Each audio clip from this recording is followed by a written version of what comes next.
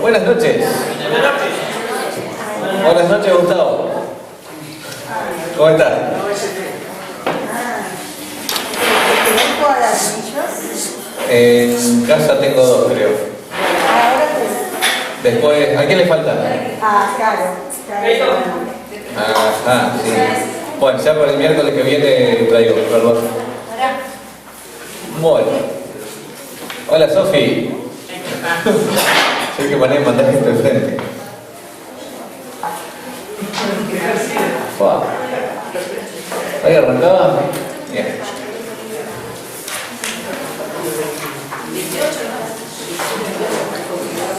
Vamos a seguir con nuestro estudio. Eterno estudio se va a hacer. Ya, bueno, estuvimos dedicando varios miércoles a enseñar cómo no interpretar la Biblia. Un estudio muy negativo ahora que lo pienso. Ahora pasamos del no al sí. Ya dijimos todo lo que no hay que hacer, al menos lo más importante. Ahora vamos a empezar, bueno, entonces, ¿cómo estudiamos la Biblia? ¿Cómo aplicamos una buena hermenéutica? ¿No está muy fuerte esto? Sí. Ahí está. Bueno, no te enojé, Dani, pero lo que pasa es que encerrado y adentro no se escucha. Los que están acá más cerca les vuela la cabeza. Bueno, no seamos entrevistas, hablo de cosas. A ver. Horacio, ¿se escucha bien ahí? El cazador de sonido. Sí. Bueno, sigamos. Vamos a empezar ahora una tercera sección en el manual. Página 28, el que tiene el manual, el que no, perdón, el miércoles que viene traigo. Dice hermenéutica general. O sea, hoy empezamos el estudio de hermenéutica. Porfa, no me maten. Todo lo que hicimos antes era introducción. Hoy empezamos a estudiar bien cómo estudiar, valga la redundancia, la Biblia. El método que vamos a usar, ahí en la punta dice, el estudio inductivo. Es un método que no lo inventamos los evangélicos ni lo inventó la hermenéutica. Es un método de investigación que aplicamos el principio de ese método para interpretar la Biblia. Hay dos formas por lo general que se suele investigar las cosas o estudiar. Vos vas a una universidad, lo que sea, aprender una materia. Hay dos formas de aprender, de forma deductiva y de forma inductiva. La forma deductiva es cuando tomás ciertas verdades, principios que te definen X cantidad de cosas y en base a esas verdades vos analizás. Por ejemplo, ahí está en la pantalla, matemática o física. En la matemática vos no tenés que inventar nada nuevo ni descubrir nada. Hay un montón de reglas, de leyes que te dicen cómo tenés que interpretar los números. Y te tenés que basar en eso. Por ejemplo, ¿quién me resuelve esa operación? 1429. 1429, a ver quién da más. 2 por 2, 45. 5 por 5, 10. 29. No, es algo por 5. Bueno. 5 por 5. Voy a combinar. No es 45. Es 29. No, es 29. A ver. Esperen que esto ahora le explicamos. Ya. Tienen razón lo que dijeron mentira. ¿Por qué? Porque se tienen dos términos. O sea, vos los números no lo podés hacer como vos quieras. O sea, esa operación. Hay reglas que te dicen, bueno, exactamente así tengo que interpretar estos números. Las reglas dicen que siempre que hay un más o un menos, te separa la operación en términos. Gracias. Entonces, ahí no puedes hacer 2 por 2, 4, más 5, 9, por 5, 45, si van algunos, ¿o no? Bueno, no se hace así. Hay reglas que dicen que vos separás en términos o en grupitos las operaciones y después las juntás. Haces 2 por 2 más 5 por 5. 2 por 2, 4 más 5 por 5, 25. 4 más 25, 29. Muy bien, el registro 29, aprobado en matemáticas. Ahora, eso es un método deductivo. No aprendimos nada nuevo. Están las reglas de cómo se tienen que entender los números y se entiende así. Pasa lo mismo con la física, con la química.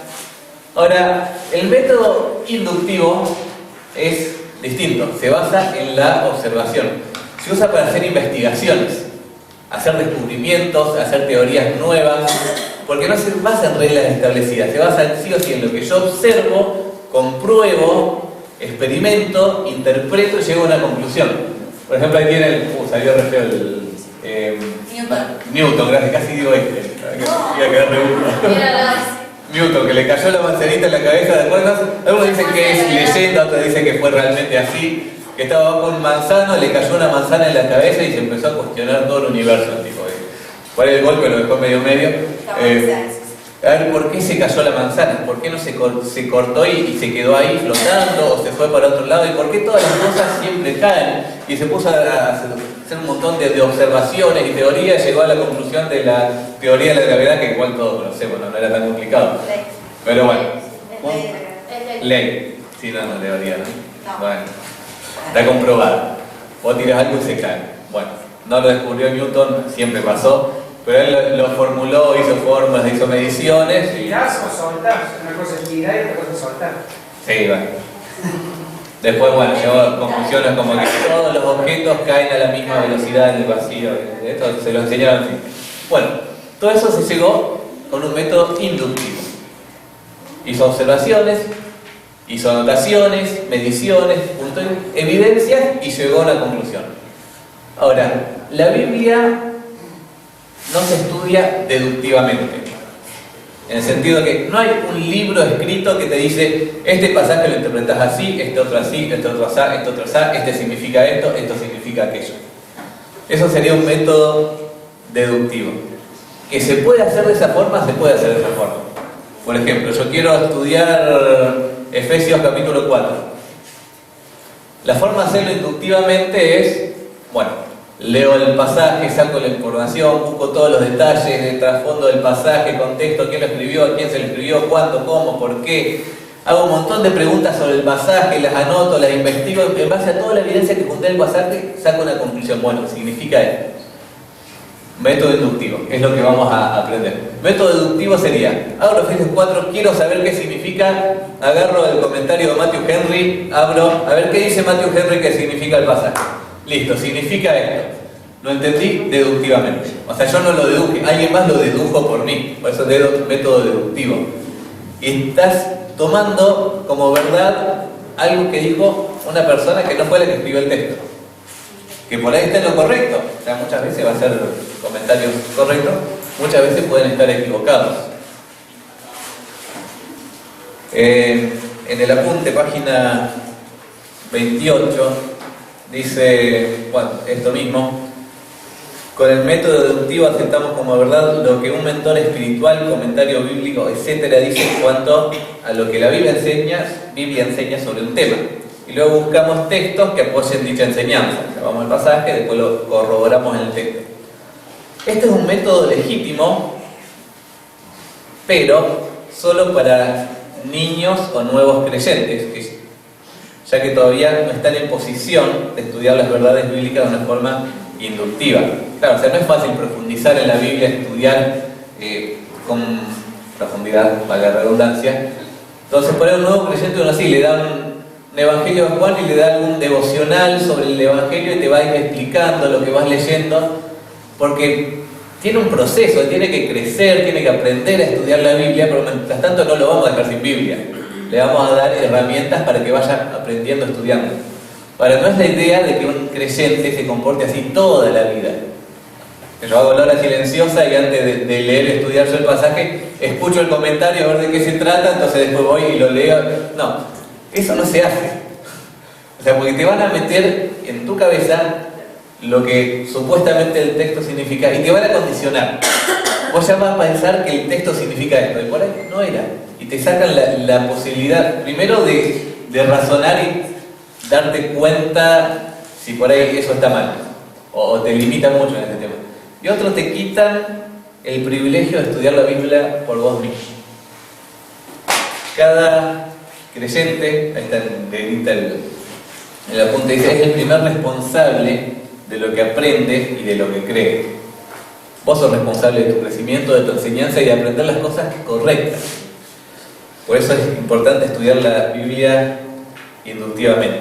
No es que está mal leer comentarios, es más, yo paso horas leyendo comentarios, pero lo hago después de llegar a mis propias conclusiones. Leo un pasaje, lo estudio, agoto todo lo que mi capacidad me da para analizar el pasaje. Cuando no se me ocurre más nada, voy y agarro un montón de comentarios y voy viendo, y a veces los comentarios dicen algo parecido a la conclusión que yo llegué, a veces dicen otra cosa, y cuando dicen algo distinto, bueno, entonces no voy a decir, no, yo estaba equivocado o el otro estaba equivocado. Tengo que profundizar en el estudio a ver por qué el otro llegó a otra conclusión que yo no, y me desafía a cerciorarme de lo que yo estudié o profundizar más. Bueno, inductivo versus deductivo. Vamos a pasar a 3 definiciones. Método inductivo tiene universalmente los primeros 2 puntos de estos, el tercero lo agregamos nosotros para que nos sirva en nuestra vida cristiana, por así decirlo. Método inductivo observa, hace una investigación, va a observar cada detalle del texto y tenés que observar haciéndote preguntas. Si uno solo lee la Biblia, bueno, a ver, ¿qué te preguntás de una así? ¿Qué significa? Te va a costar responderlo, pero hay que hacerse preguntas mucho más simples. Y ahí están anotadas.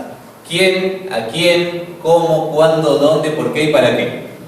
7 preguntas. Te las vas a tener que acordar toda la vida. Memorizar, a ver. ¿Quién? ¿A quién? ¿Cuándo? ¿Cómo? ¿Cuándo? ¿Dónde? Muy bien. Si podés encontrar respuesta a todas esas preguntas en el texto, ya estás haciendo un bastante buen trabajo de observación. Por ejemplo, vamos a estudiar Filipenses. Bueno, lo primero que tengo que averiguar siempre es quién lo escribe. Es fácil en Filipenses porque dice, bueno, Pablo, bueno, lo escribe Pablo. El miércoles que viene vamos a profundizar un poco en todas estas preguntas. ¿A quién lo escribe? A todos los santos en Cristo Jesús que están en Filipos con los obispos y diáconos. Bueno, ¿cómo? Y no me digan con una pluma, con tinta y con pergamino, porque una carta. ¿Cómo le llegó la carta? A través del correo argentino. Un mail. Mensaje WhatsApp. Bueno, incluso en el mismo libro está esa respuesta. ¿Cuándo? Hace mucho eso. El año 59. ¿Dónde? Lejos. Bueno, en una prisión. ¿Dónde estaba la prisión? ¿Por qué les escribe? Bueno, el texto te da indicios también de esto. ¿Y para qué les escribe? No es lo mismo por qué o para qué. ¿Por qué es la causa de lo que está escribiendo? ¿Para qué es? ¿Qué quiere conseguir con esa escritura? Bueno, todas estas son preguntas que le tengo que ir haciendo al texto. Ya después vamos a practicar un poco con eso. Una vez que yo contesté todo esto, que agarré un cuadernito, anoté todas las respuestas, todos los datos, todo lo que pude conseguir, llega el momento de interpretar todo lo que tengo. Bueno, en base al motivo de la escritura, desde dónde la escribió, por qué la escribió, cuándo, a quiénes, ya puedo entender, bueno, este libro trata de esto y este pasaje que estoy leyendo dentro del libro entonces contribuye a este propósito y va a tratar esto. Y te va a ayudar a descifrar bien el sentido del pasaje. También vamos a practicar con eso después. Ahora, observación e interpretación son cosas universales. Cualquier científico lo va a hacer que estudie inductivamente. Lo que tenemos que hacer nosotros también, una vez que llegamos a averiguar qué significa un texto, es obviamente la aplicación. O sea, nosotros estudiamos para aplicar, no estudiamos para aprender solamente. Y la aplicación, bueno, tenés que entender en base a lo que significa el texto, bueno, este significado que tiene el texto, ¿qué implicaciones tiene para mí hoy? Porque por ahí estoy estudiando algo que pasó en el pueblo de Israel hace 2500 años, ¿cómo lo traslado a la actualidad? ¿Qué principios bíblicos me está mostrando el texto que son los que tienen que modificar mi vida hoy? Una vez que encuentro esas implicaciones es, bueno, ¿de qué forma práctica, ahora en mi vida, yo, no el que tengo al lado, no el que habla, no, de qué forma yo personalmente voy a hacer algo con lo que aprendí? Bueno, arrancamos por observación entonces. Ahí tienen un jueguito. ¿Quién me puede decir que encuentra el perro entre medio de todas las vacas? Ah, no me digan, ahí, a ver. Abajo todo. Abajo de todo está. Al lado del naranja es eso. Al lado de la naranja es. Ay, gracias. Uno, Ya, dos, ya tres. tiene cuatro. Cuarto para abajo. Bueno, pero. Tercera fila. Muy bien. ¿Cómo saben observar? A ver, tuvieron que mirar con atención, ¿no? Otro. Es que no sé si se va a ver acá porque... Uy, apaga la luz, a ver. ¿Quién encuentra el elefante? Ah. Claro, lo tuve que mirar como 10 minutos. En esto pierdo tiempo yo cuando hago estudios. Yo lo encontré. En el árbol de tierra, el chiquitito. Bueno, la próxima entrego un alfajor por encontrar el elefante. Ahí el elefante. Muy bien. Bueno, pequeña dinámica. En realidad estoy buscando cosas un poco más complicadas. Pero bueno, vamos a hacer una dinámica de observación, pensé yo. No nos sirve mucho para el estudio, pero bueno, estaba interesante, por eso la incluí.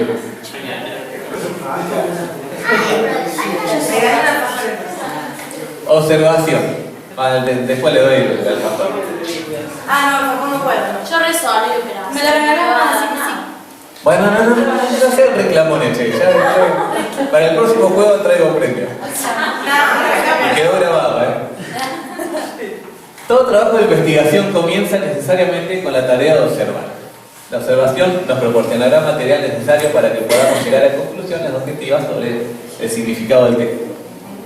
En este primer paso, el intérprete simplemente hace preguntas y recoge información. Y esto es muy importante. Uno tiende a empezar a estudiar un texto. Y le hacer un par de preguntas, anotás. Y ya cuando estudiaste un rato, se te empieza a hacer la luz, ¿no? Y empezás a decir, wow, mirá, esto no lo había visto ya.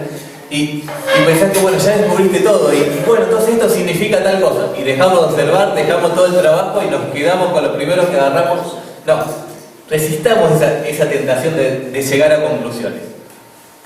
El proceso de observación uno observa.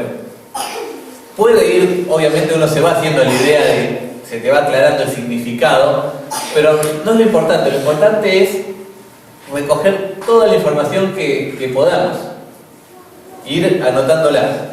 Tendrías que tener un cuaderno, un libro o en la computadora, un archivo de Word. Yo siempre trabajo con los archivos de Word. Ir anotando, buscando información, manuales, cosas, anotás todo. Lees un montón de veces el texto, cada detalle vas anotando en base a la observación. Después vamos a hacer una práctica y vamos a ir respondiendo todas esas preguntas con filipenses. Ahora, dentro de la observación vamos a tener que hacer 3 tareas. Ya se la compliqué. Eran 3 cosas: observación, interpretación, aplicación. Ahora dentro de la primera son 3 cosas. Tenemos 3 contextos, 3 entornos, 3 cosas que rodean al texto que tenemos que observar. Contexto histórico, contexto cultural y contexto literario. 3 contextos que van a influenciar mucho en el entendimiento, la interpretación que podamos hacer del texto. Muchos manuales de hermenéutica, la parte de contexto histórico y contexto cultural te lo van a dar, por si alguna vez leí un manual, te lo van a dar como una sola cosa: contexto histórico-cultural. Pero no es lo mismo historia que cultura. O sea, están relacionadas, pero lo histórico tiene más que ver con eventos, acontecimientos. Tal y tal cosa pasaron, por eso tal persona le escribió a tal gente. Y son todos los eventos que están alrededor de la escritura del libro. Por eso es histórico, cosas que pasaron. La cultura tiene que ver con características. ¿Cómo eran? Modo de vida.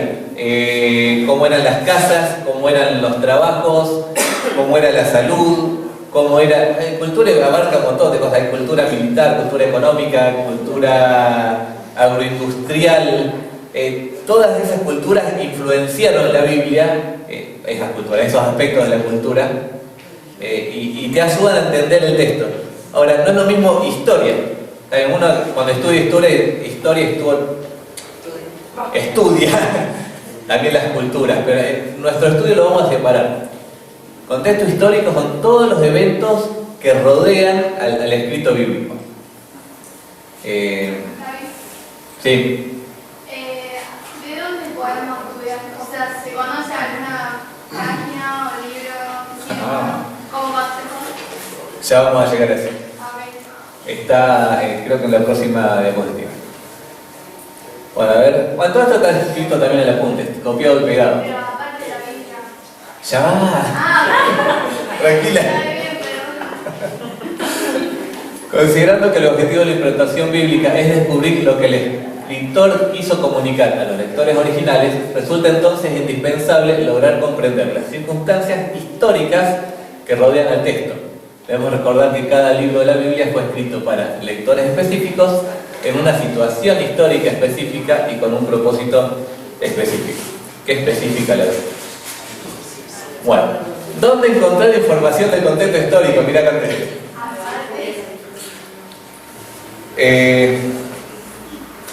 Ahora que me traje un machete, lo estoy dejando re de lado. Bueno, primero, en la misma Biblia. La misma Biblia tiene un montón de historia y un montón de aclaraciones históricas.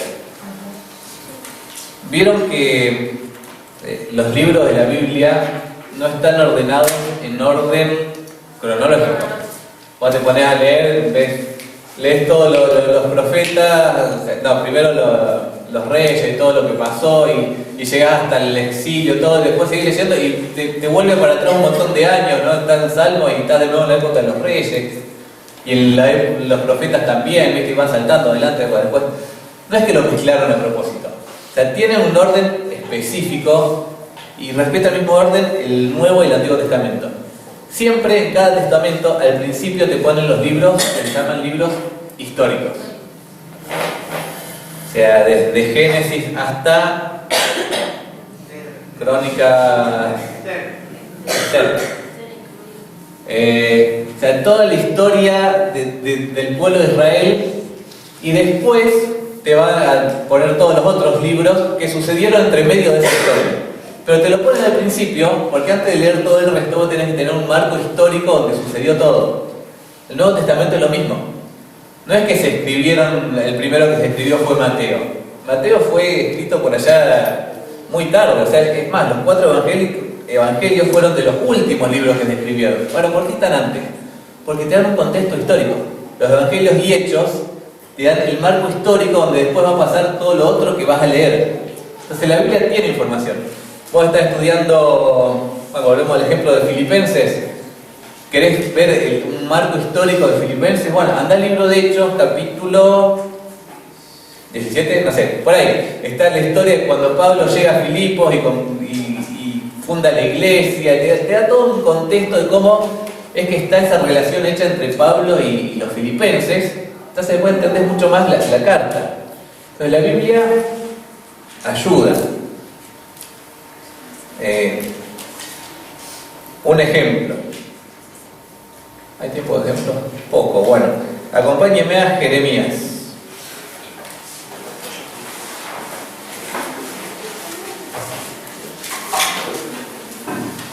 Jeremías capítulo 3.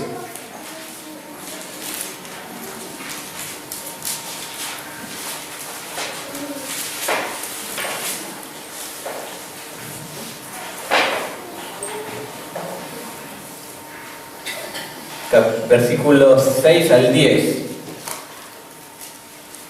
Dice: me dijo Jehová en días del rey Josías: ¿has visto lo que ha hecho la rebelde Israel?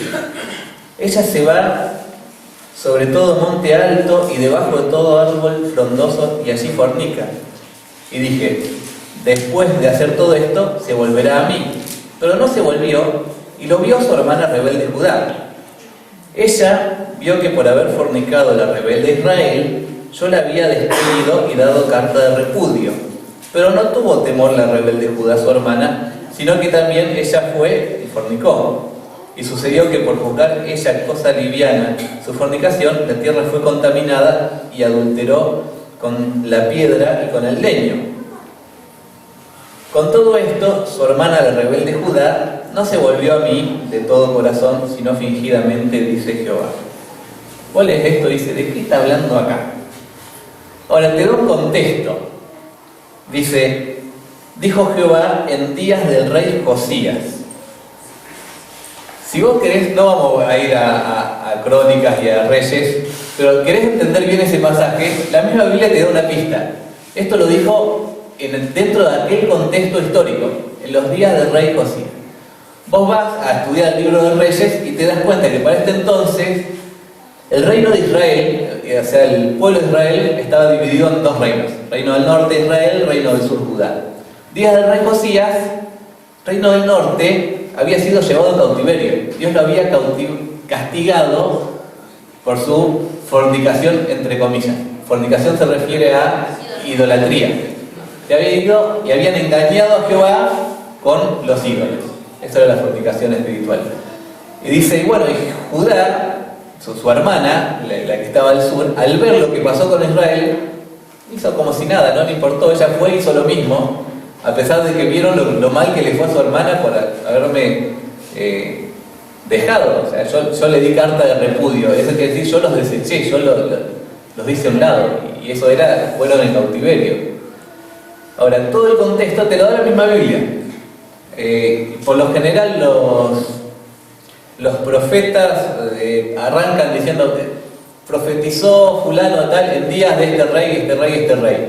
Bueno, vos si querés leer el libro profético, lo primero que tenés que hacer es, bueno, si querés entenderlo, leer primero el periodo del que está hablando y después va y lees la profecía. Te va a quedar muchísimo más claro. Hay veces que no, hay veces que la Biblia no te aclara ciertos detalles, pero hay material que te puede ayudar también. Por ejemplo, comentarios bíblicos. Y acá hay un peligro. Dijimos que el método inductivo es, saco mis conclusiones, voy al comentario después. Ahora, es lícito usar el comentario cuando querés estudiar el contexto, el trasfondo. Los comentarios, vos agarrás comentario del libro de Tesalonicenses, Tito, Filemón, Timoteo, lo que sea. Cada comentario bíblico te trae toda una introducción que te explica el trasfondo del libro y después sí te lo desarrolla pasaje por pasaje y te lo va comentando. Vos tenés que, en este punto, ir a la introducción. Toda la presentación que te hace el libro te va a decir quién lo escribió, en qué fecha, quién, qué circunstancias estaban pasando, qué problemas enfrenta en el libro. Te va a hacer todo un comentario bastante completo de todo el panorama del contexto histórico. Comentarios, bueno, menciono dos, son muy buenos. Como son de buenos, también es el precio. Obténgalo, no. Se lo vendo por... Yo no los vendo. Lo puedes conseguir en internet. Al libro. Ilegalmente también, pero no te lo recomiendo. William Hendrickson, muy completo todo el análisis que él hace de los libros. Samuel Pérez Millos, esos son comentarios muy nuevos, muchos conocen ahí al gallego y son muy buenos sus comentarios de los libros. También te ponen mucha introducción, mucho contexto. O sea, son caros, pero valen la pena. O sea, muchas veces invertimos plata en celulares, en cosas que se rompen, o un comentario de esto te lo compras y te dura toda la vida y por ahí te es más útil. Otra cosa que por ahí es mucho más resumida, pero te da un pantallazo al menos, son las Biblias de estudio. Yo tengo acá la Scofield. Puedo agarrar la Scofield y antes del libro va a capítulo 1, primera hoja, está todo un chorizo así de información del libro. Te dice lo básico, pero te dice cuándo lo escribieron, quién, dónde, los problemas, el tema del libro y un pantallazo muy básico. Después tengo otra Biblia de estudio, Biblia de estudio Matthew Henry se llama, muy linda, el Claudio también la tiene. Esa te trae como 5 o 6 páginas a veces de introducción, y un poco más completa. Pero en mayor o menor medida, las Biblias de estudio te van a traer la información, te van a traer los datos. Hay que terminar. Ahora, algo que por lo general nos equivocamos al buscar el contexto histórico es buscar el contexto de las historias que se cuentan en el libro. Por ejemplo, vos querés escribir una historia de Abraham, ya está escrita, perdón, estudiar, investigar, escribir conclusiones de la historia de Abraham, y vas a decir, bueno, a ver, ¿cómo era la vida en tiempos de Abraham? Y investiga, bueno, trabajaban, había mucha gente nómade, vivían en carpas, no sé, Abraham lo llamaron siendo ya medio viejo, el padre era idólatra, y estudias la historia alrededor de Abraham. Ahora, ese no es el contexto histórico del libro. O sea, el contexto histórico de Génesis no es el tiempo de Abraham, ni cómo era la tierra en los días de la creación, ni en los días de Noé, ni en los días de José. El contexto histórico, ¿se acuerdan que dijimos quién lo escribió, a quién, cuándo, cómo? Ahora, ¿quién escribió Génesis? Moisés. ¿A quién se lo escribió? Al pueblo de Israel. ¿Cuándo?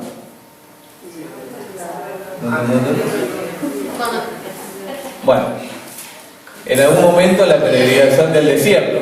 Sabemos que antes no fue porque Moisés recién arranca su relación con el pueblo cuando va y lo saca de Egipto, y después del desierto tampoco fue porque Moisés murió antes de entrar en la tierra prometida. Así que bueno, cuando el pueblo de Israel salió de Egipto, Moisés escribe Génesis a este pueblo que había salido. Ahora, ese es el contexto histórico de todas las historias de Génesis.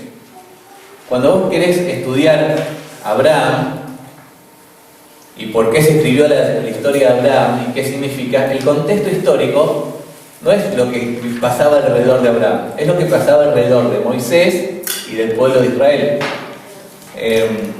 Tener esto en mente te ayuda a entender Génesis de una forma muy, muy distinta. Y la parte que habla de José y Jacob, que estaba de Génesis también. Y también el contexto histórico de José y Jacob es el pueblo de Israel en el desierto, porque en ese momento se escribió y Moisés lo escribió para Israel. Ya voy a llegar, déjame dar un ejemplo. Veamos un poquito todas las historias de Génesis. Sí, siguen un patrón, es increíble. Arranca diciendo que la tierra estaba desordenada y vacía, era un caos. En medio del caos viene Dios y ¿qué pasa? Ordena, arregla. Siguiente historia, Adán y Eva pecaron, hicieron lío, se pudrió todo. Viene Dios y ¿qué pasa? Ordena. O sea, está bien, disciplina, exhorta, dice las consecuencias, pero de alguna forma redime, ¿no? Él los viste, Él los protege. Dios redimiendo a Adán y Eva.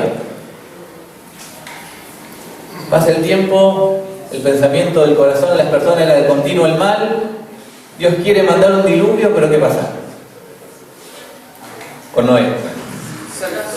Salva. O sea, hay una persona que está siendo redimida de toda la destrucción. Seguimos con Génesis. De nuevo, el mundo se vuelve idólatra.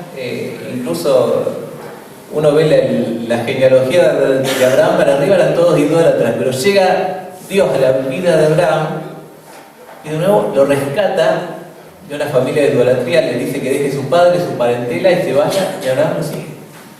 Y lo redime. Historia de Sodoma y Gomorra, dos ciudades corrompidas, el pecado hasta la coronilla, Dios destruyendo y Dios redimiendo al otro y salvándolo. Jacob, un flor de tipo, mentiroso, engañador, estafador, va Dios, lo agarra, lo restaura y lo redime. José, odiado por sus hermanos, una familia funcional, lo tira al pozo para que se muera, Dios lo rescata del pozo. Lo tira a la cárcel, Dios lo rescata de la cárcel. Dios está todo el tiempo rescatando. Ahora, ¿por qué a Moisés les cuenta esto justamente al pueblo de Dios, al pueblo de Israel? ¿En qué situación ellos estaban viviendo? Más o menos la misma. O sea, eran esclavos de Egipto en medio de la destrucción, de la opresión, y Dios los redimió. Moisés les está contando toda esta historia a Israel para que conozcan a su Dios redentor. Que Dios era así, ellos no conocían. ¿Se acuerdan cuando Moisés va y habla con Jehová y decime quién es tu nombre para que yo vaya y les cuente y cómo va a ser para que me crean? Israel conocía muy poquito de Dios. O sea, todo lo que empezamos nosotros a conocer de Dios está en Génesis. Ellos no tenían Génesis, no tenían nada. Historia de los abuelos, no conocían a su Dios. Moisés les representa un Dios redentor. Y Génesis es la historia de la redención. Y es el Dios que el pueblo tenía que conocer. El Dios redentor. Incluso la historia de Israel yendo con toda su familia a establecerse en Egipto, estudiado dentro del contexto de la historia en Génesis, es un acto de redención de Dios que saca a Israel en medio de una tierra que se iba a corromper por su pecado y lo resguarda 400 años en Israel hasta que llegue al colmo la maldad del amorreo. Cuando Dios le explica a Abraham lo que iba a hacer con su descendencia, le dice: yo te voy a hacer una descendencia grande como la arena que está a la orilla del mar, pero antes de por un tiempo ellos van a tener que ir a Egipto y estar allá, y en un momento lo van a esclavizar y se van a quedar 400 años hasta que llegue al colmo la maldad del amorreo. Si Israel no hubiera salido de Canaán cuando lo hizo, en los tiempos de José, vieron que había comido en Egipto y se fueron y se establecieron, si no hubiera pasado eso, la maldad del amorreo se hubiera impregnado en el mismo pueblo de Israel. Dios los redimió de ese entorno y los protegió en Egipto. Ahora Dios los redimía de Egipto y los lleva de nuevo a la tierra prometida. Entonces, el contexto de Génesis es eso, es Israel en Egipto, Israel conociendo al Dios poderoso y redentor que tiene. Y todas las historias giran en torno a eso. Incluso, no noté la cita, en 1 Corintios se hace una mención, ahora se la mención, no tengo ahora justo la cita, diciendo que Dios, que fue el que mandó que de las tinieblas resplandeciese la luz, es el que ahora ha resplandecido en nuestros corazones para el conocimiento de la faz de Jesucristo. Y hace una comparación entre aquella primera redención del mundo, donde la luz redimió el caos y trajo el orden, y lo comparan con la redención que tuvimos nosotros en Cristo. Pablo le da un sentido de redención a Génesis. Bueno, eso lo puedes descubrir solo si te fijas en el trasfondo histórico. El trasfondo histórico no es la historia necesariamente que se cuenta en el libro, sino dónde estaba el autor, dónde estaban los lectores y a quiénes escribió el libro. Lo que pasa en ese entorno, ese es el contexto histórico del libro. Después, cuando uno estudia las historias, sí, obviamente uno estudia también los detalles que se cuentan en las historias, pero la interpretación no está mucho en cuanto a esos detalles, sino en cuanto a quién escribió y por qué le escribió el libro. Hay veces es necesario, por ahí, porque vos para leer la Biblia también tenés que tener un poco de conocimiento de historia, de acontecimientos mundiales que afectaban en cierta manera a lo que pasaba, ¿no? En las distintas viene a la memoria del Imperio Romano, o sea, en época de Jesús. Por ahí, quien no sabe qué hace el Imperio Romano, cómo se maneja el Imperio Romano, o por qué la Biblia nombra a los romanos, a veces es necesario ir a otras fuentes y bueno, investigar un poco qué era y de qué se trataba el Imperio Romano. Claro, porque a veces la Biblia no te da esos datos, digamos, cultura general, y a veces es necesario para poder entender. Yo me acuerdo cuando era chica que leía los babilonios. ¿Quién eran los babilonios? Después con el tiempo fui estudiando que eran los babilonios, pero digo, por ahí es necesario sentarse a leer información extra de lo que la Biblia te da. La Biblia no te da todos los datos tampoco. No, obviamente hay contextos. O sea, por eso hace un rato lo dije, hay información que la misma Biblia te da, pero siempre podés ampliarla externamente. O sea, con mucho cuidado también, porque también hay información errónea. Por ejemplo, tenés libro de Hebreos. Hebreos no dice quién fue el autor. Sería re útil saber quién escribió Hebreos, porque el autor y quién lo escribió te dice mucho del texto en sí, pero no lo sabemos. Es un dato que no tenemos. Dios en su soberanía decidió que el autor no ponga su nombre cuando se presenta y no está. No en la presentación de quién lo escribió. Ahora vos vas a encontrar comentarios que te van a decir, no, pero Hebreos le escribió Pablo porque en algunas partes el escrito se parece y te va a dar sus razones. Otro comentario te va a decir, no, Hebreos con toda probabilidad lo escribió Apolos. Dicen que Apolo escribió Hebreos porque él era así muy efusivo y muy bueno para refutar y dar argumentos, y Hebreos está lleno de argumentos y lo escribió Apolo. Después hay otros, he escuchado que Hebreos lo escribió Priscila, no esta. ¿Se acuerdan de Priscila y Aquila? Que eran compañeros de Pablo. Bueno, no, le escribió Priscila. En realidad nadie puede afirmar quién escribió Hebreos porque no se sabe. O sea, son teorías, suposiciones, pero no hay cosas comprobadas. Entonces hay que ir también con cierto cuidado, buscar autores que sean conocidos. Incluso en internet puedes buscar mucha información, pero filtrar también todo lo que vas leyendo. Pero sí es cierto, como dice Pri, investigar fuentes extra bíblicas nos va a ayudar mucho. Por lo general, todos los conocimientos que necesitamos que afectan al texto en un comentario bíblico están. O sea, no te hace falta estudiar toda la historia del Imperio Romano. O sea, aquellos aspectos del Imperio que afectan un libro particular de la Biblia, cuando lees el comentario, ellos ya tomaron el trabajo de estudiar toda la historia y ponerte lo específico. O sea, si lo querés estudiar, estudiarlo. Todo lo demás. No está de más. Pero por lo general con comentarios bíblicos alcanza. Pero bueno, establecimos la importancia de contexto histórico. El miércoles que viene vamos a hacer una pequeña práctica con Filipenses. Así que si quieren como tarea leer Filipenses en sus casas, es más, si se animan a tomar nota, esas preguntas están en el apunte. ¿Quién, a quién, cómo, cuándo, dónde, por qué y para qué? Los datos que encuentren de todo eso, anótenlo en una hojita, lo que sea, y lo traen el miércoles y acá los vemos entre todos. Y vamos a analizar contexto histórico de Filipenses. Ahora sí, no digo más nada, oramos y no podemos. No oramos porque el Dani me levantó la mano. Después. Listo, oramos entonces. Padre Santo, te damos muchas gracias por tu palabra, Señor, y por este tiempito que podemos estar dedicando a aprender, Señor, cómo estudiarla. Reconocemos que, Señor, es muy alta a veces, muy sublime ella, Señor, si la comparamos con nosotros. Señor, tu Espíritu Santo, Señor, Dios mismo, tú mismo estuviste escribiéndola por medio de personas, y nosotros siendo tan finitos, tan falibles, nos falta tanto camino todavía para aprender, Señor, de entenderla bien. Señor, ayúdanos a crecer, Señor, día a día en esa área, a aprender a aprovecharla mejor, Señor, a darle el uso que tú quieres que le demos, Señor. Gracias te damos por este tiempo, en nombre de Cristo Jesús. Amén. Quédale. Gracias. Yo sabía que me iba a olvidar.